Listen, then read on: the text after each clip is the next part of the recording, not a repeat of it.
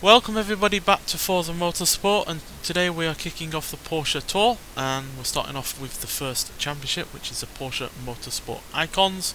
So as per usual, 2 races per episode, and yeah, we'll kick off the first 2 of this one, which yeah, looks like we're going to be racing cars from the likes of the 1970s. So yeah, we're at Le Mans for our first race, so should get up to some good rates of speed here, especially since it's the old circuit. Porsche's commitment to innovation and excellence has earned the iconic German manufacturer an impressive list of motorsport victories, including 19 wins at Le Mans.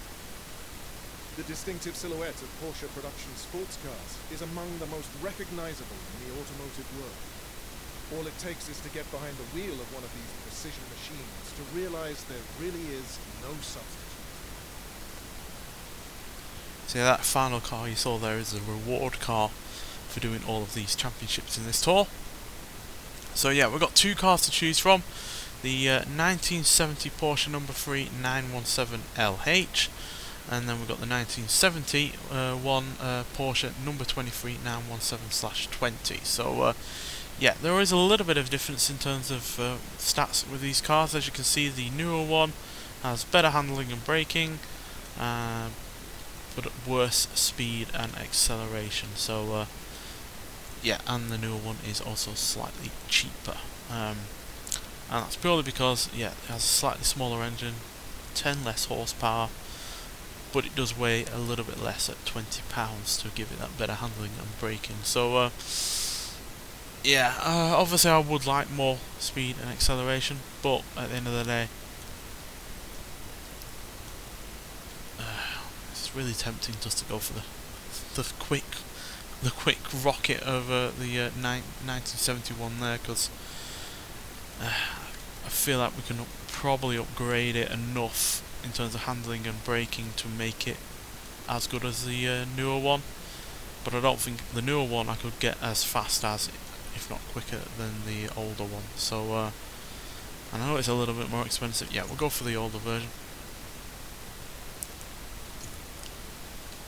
Probably a mistake, but I guess we'll find out at the end of the day. But yeah, certainly won't be a mistake when it comes to the Le Mans circuit, because yeah, it is the old version, so it doesn't have the chicanes in it, as you can see, and it is for 2 laps. So yeah, this is the kind of circuit where you really do need a lot of acceleration and speed, and obviously this car has it. Oh, it's not looking like we're going to be having to upgrade, so we are going to have to deal with the reduction in handling and braking over the newer version, but I do feel like the acceleration and speed has a much greater gap between it than the handling and braking. So I guess we'll find out. I don't feel like we need to upgrade our the difficulty, to be honest, because yes, we have had some victories. We had a couple in the previous championship at the end of the Velocity Tour, but I don't think that's representative of our overall skill level just at the moment. Right, so we slightly reduce the weight by slightly reducing the fuel. So yeah, let's see what we can do. So obviously, like you said at the beginning, Porsche has had plenty of wins at Le Mans with such cars like this. We aren't just up against Porsches, obviously, as you can see. Got some Chevrolets here.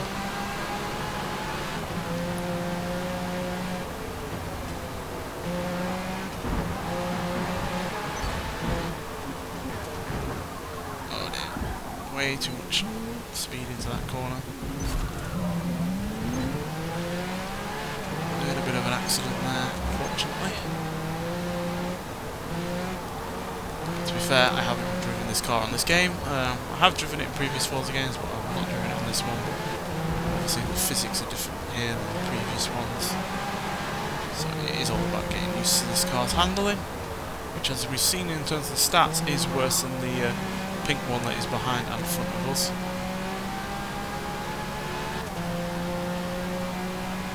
It does have the speed and acceleration, which we're utilising now.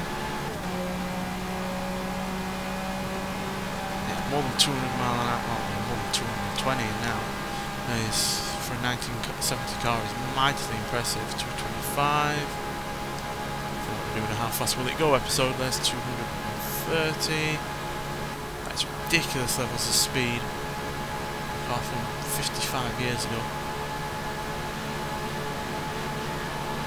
245. Not all that far off from McLaren F1 at this rate. I had more power and more modern aerodynamics, so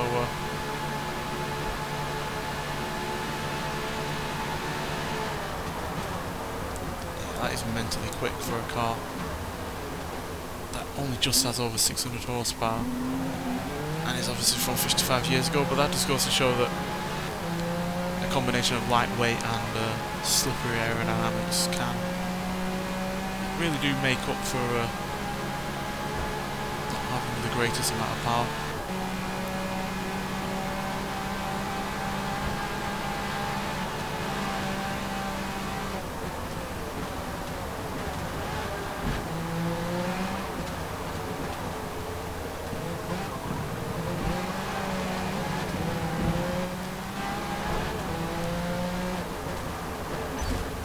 Yeah, those brakes are not that great. It's really something we're going to have to keep an eye on.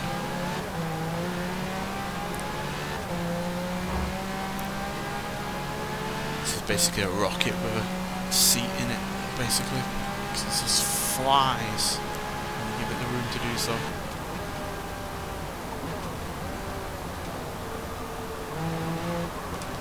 You really have to respect the kind of people that drove these cars at these speeds back in the day.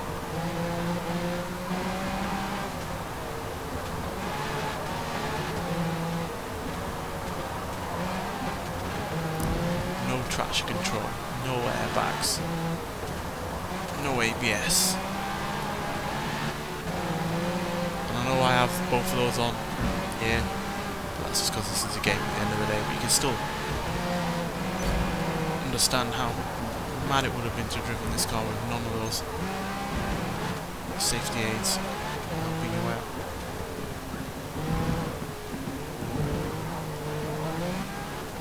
Even Formula 1 doesn't get up to these rates of speed. Final lap. 240 mile an hour is hypercar territory. Today, never mind, 55 years ago.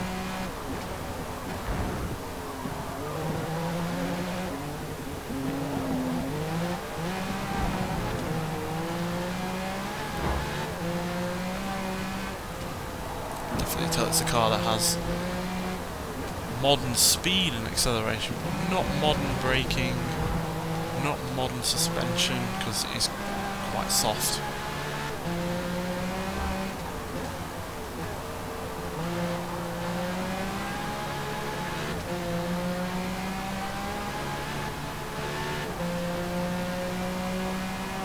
Also, eating up the tyres, and we've worn the tyres down quite a fair bit.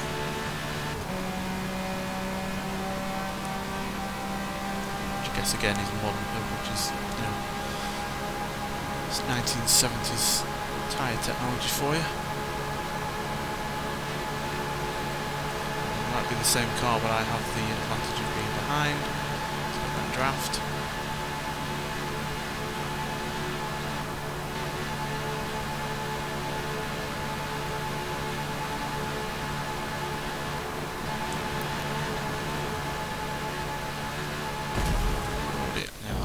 Cheating by clipping walls or riding walls like so many people seem to do sometimes.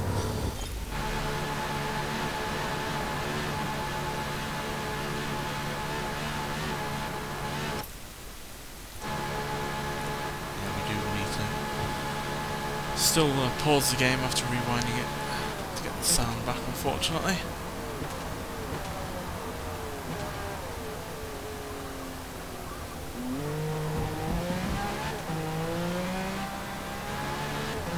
What a sound. Well, with the time of pausing it, that's for sure.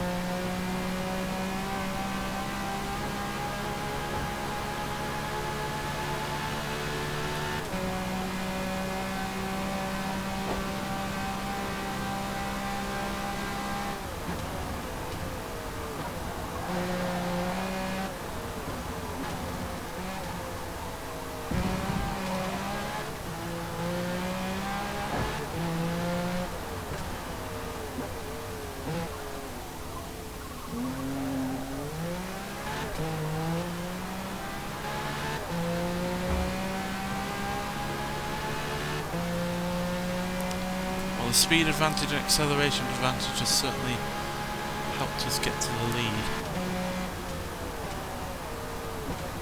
Whether or not those two positive elements are going to help in a future race, I'll have to see. All depends on the track.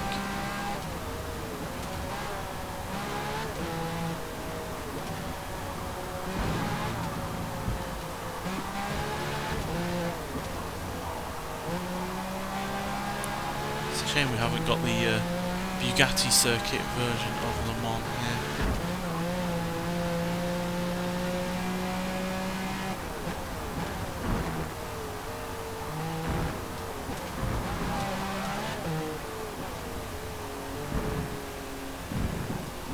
Regardless, we've got the win, despite our handling not being the greatest and our braking being on the downside.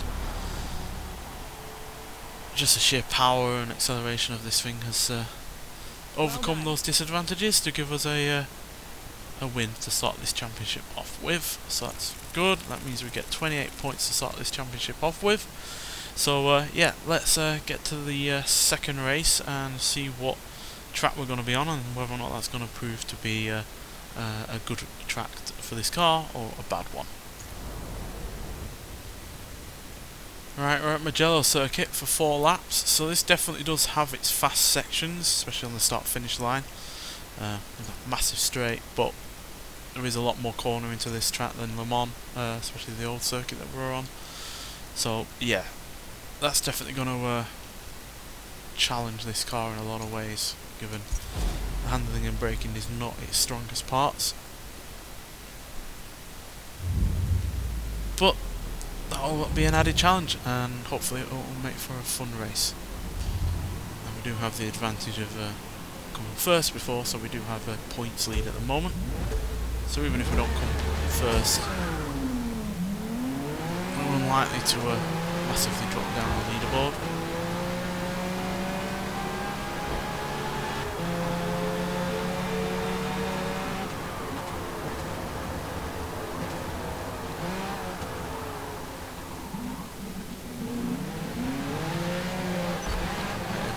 So slow there, I just backed off so I wouldn't get in too much trouble if we ended up colliding, which we did, not by much.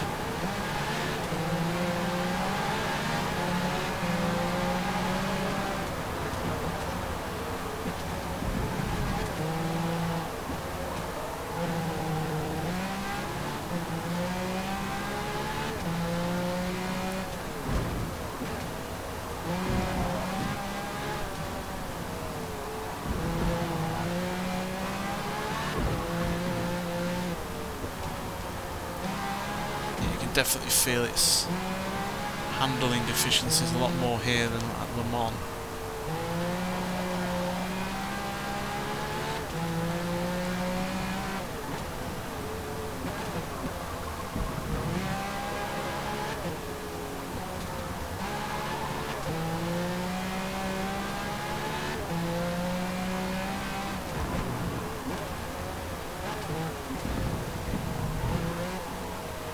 Has a bit of understeer and, well, I'd say a bit, quite a fair bit actually.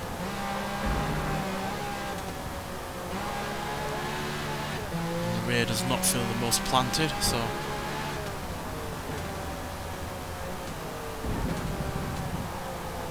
not the most confidence-inducing vehicle ever. This is where we will excel.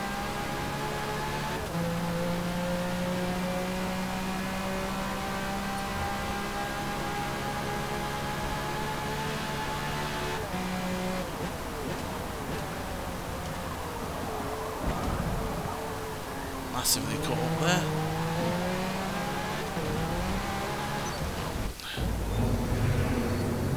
But hitting the grass does not help.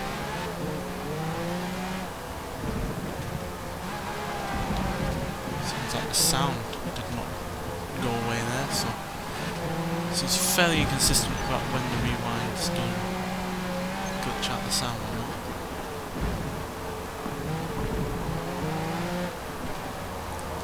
Was fully justified because I was over the line.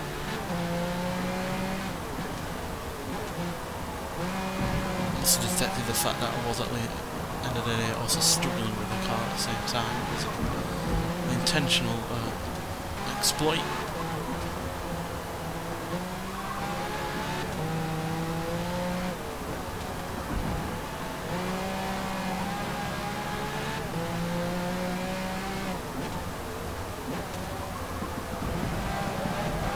Handling and braking might not be as good as the cars up front, but I don't think it's so drastically different that they can make up for the sheer speed and acceleration of this thing. They are better in the corners, but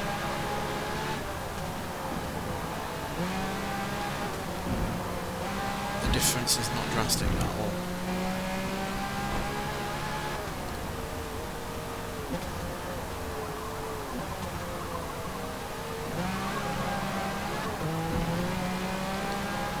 You'll see now. I'd say the speed and acceleration between this is greater than the handling and braking between this and that car in front.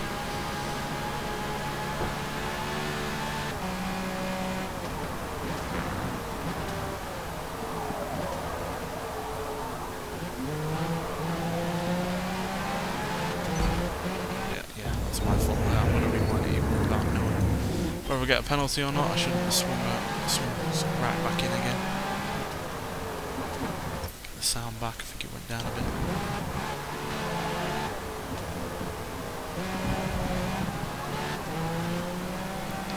On the power we go. So yeah, it's definitely been more of a challenge on this track than the previous one, where it was purely just about the speed.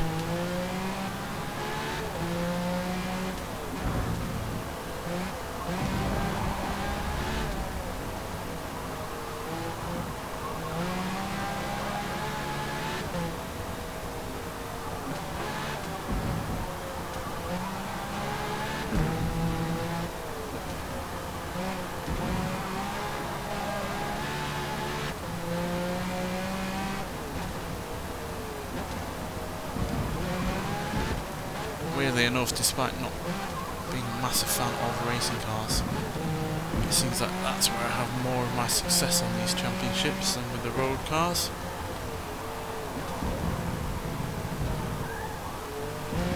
Although we did get our only win in the Velocity Tour in a championship overall in a road car, but that was a hypercar at the end of the day, and its sheer power overwhelmed everyone else.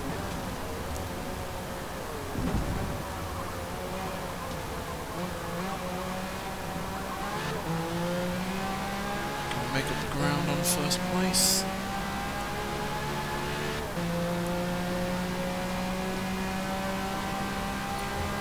Last lap, let's go.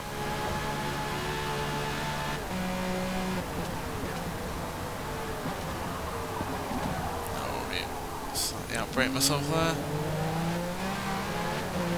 Those brakes are not that good at all. I am surprised that we aren't able to upgrade these cars, but I think that's usually the case when it comes to racing vehicles on these championships.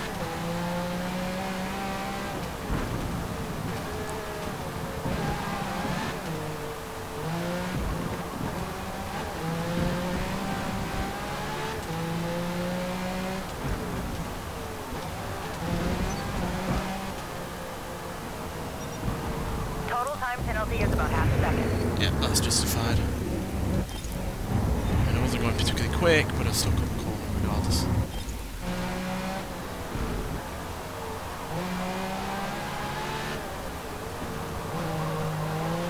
Speaking of not going particularly quick, we've got a straggler here. Who or what are you?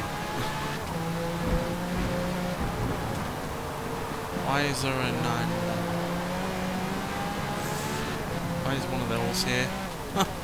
It's not a racing car.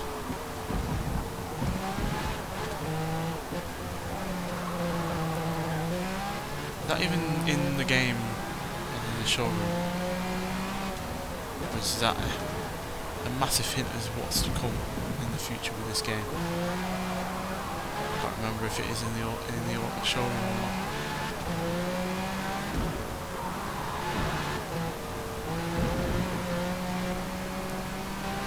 regardless, it held up first place to give me the win, weirdly enough. I'm sure we would have gotten ahead had they not been slowed down. But a win is a win, but that was a lot closer than it was at Le Mans. And if it wasn't for that car that really shouldn't be here at all, holding up first place, I'm not sure whether or not we would have been able to get ahead. Yeah, where are they? Yeah, as you can see, E-Class. Why is an E-Class of all things in this race? No idea. And why are those two A-Class cars here either? No idea. Are they trying to go for like a multi-class kind of race kind of thing? But in a half-arsed manner, because there's no reason at all why that E-Class car should be here. But yeah, there we go. Another win. Gives us 56 points to end this episode on with, before we go into the third and fourth races in the next one. Yeah, so that means we're 8 points ahead of second and 10 points ahead of third. So it's not we're not a million miles ahead, but we are in a comfortable position right now. But it could all come undone with the next two races. They could be very twisty, very, you know, handling orientated circuits, whereas this Mugello and Le Mans obviously were more speed orientated. Mugello to a lesser extent, as we saw, we did struggle for quite some time to get towards first place. So yeah, if we are on an even twistier circuit than this one, then yeah, we might well be in trouble. But that's for the next episode. Nonetheless, so thank you for watching, and I'll see you in the next one. Bye.